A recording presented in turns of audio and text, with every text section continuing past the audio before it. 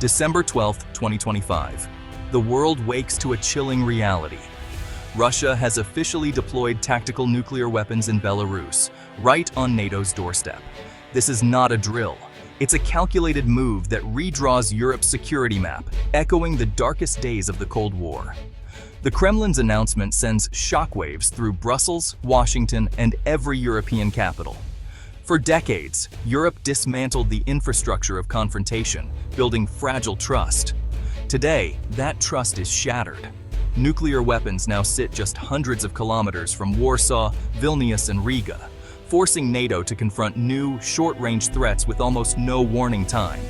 This is more than posturing, it's nuclear coercion.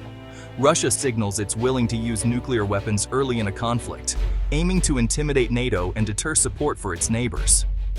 Western leaders now face a difficult question: how to respond with strength without triggering catastrophe.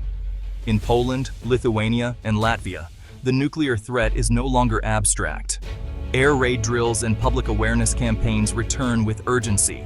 The psychological impact is immense, reviving fears thought buried with the Cold War. The illusion of a Europe free from nuclear brinkmanship is gone. The nuclear shadow has returned, thrusting the continent into a new era of confrontation.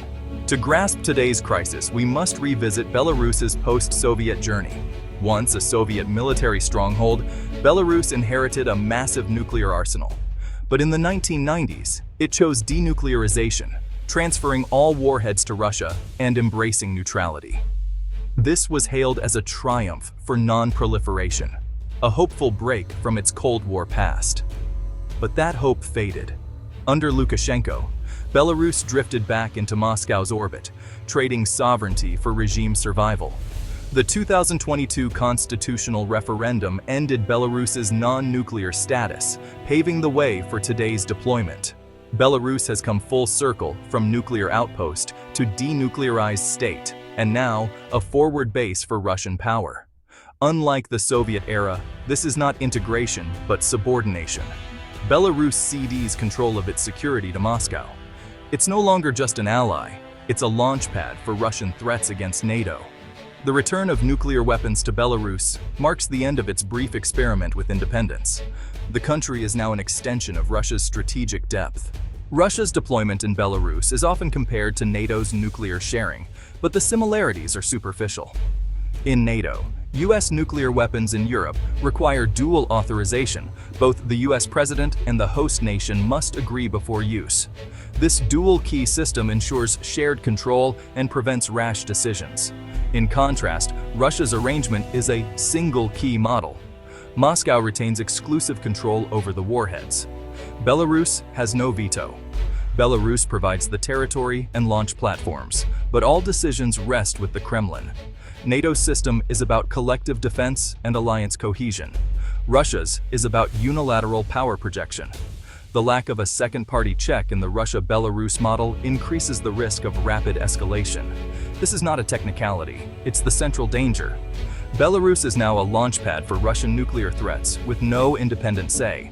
Russian nuclear weapons in Belarus force NATO to rethink its entire defense posture. For Poland, Lithuania, and Latvia, the threat is immediate. Major cities are now minutes from potential nuclear strike. NATO is ramping up surveillance, air and missile defenses, and military exercises along the eastern flank. Every calculation now includes the risk of nuclear escalation. Politically, Russia aims to sow division within NATO, hoping nuclear fear will weaken alliance resolve. In Germany and Italy, debates over nuclear sharing are reignited, while border states demand stronger defenses. The psychological impact is profound. Millions now live with the daily anxiety of a nuclear threat next door. Public pressure grows. Some call for conciliation, others for more robust deterrence. Russia has weaponized fear, making it a constant presence in European life.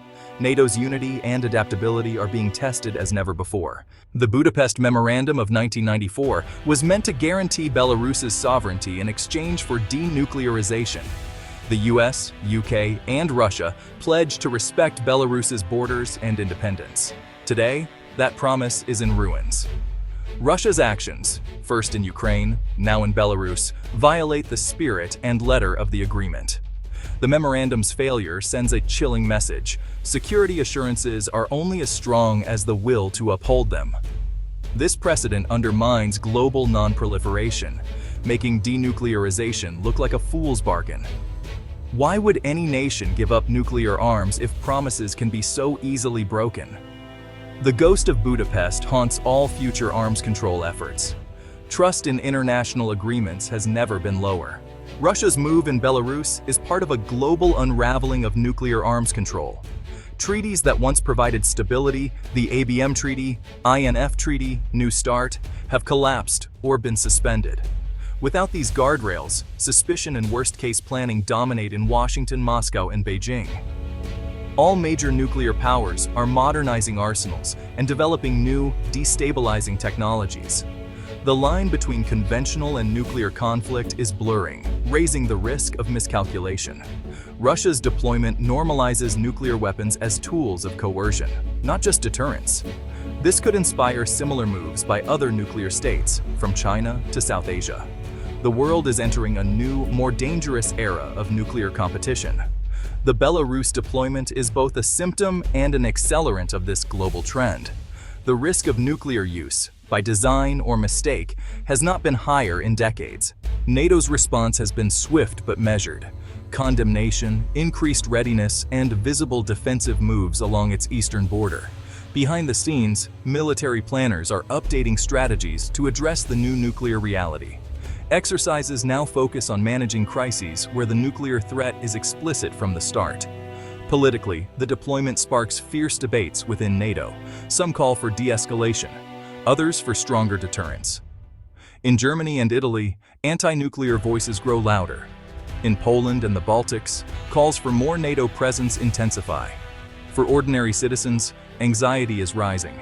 Emergency plans are dusted off, and Cold War fears return. Families discuss shelter plans and emergency kits, conversations thought obsolete. This pervasive unease is a strategic win for Moscow, aiming to erode NATO's will. The alliance's unity and resolve are under constant psychological pressure. The nuclear shadow is now a daily reality for millions. The deployment of Russian nuclear weapons in Belarus marks a turning point for European security. NATO must balance deterrence with diplomacy, reinforcing defenses while avoiding escalation. Military adjustments are underway, but must remain defensive to prevent feeding Russian narratives. The goal: make clear that any aggression will meet a unified, overwhelming response. At the same time, diplomatic channels must stay open. Dialogue and risk reduction are essential. Arms control talks, however difficult, are vital to restoring trust and predictability. Russia's strategy is to intimidate and divide. NATO's answer must be unwavering solidarity.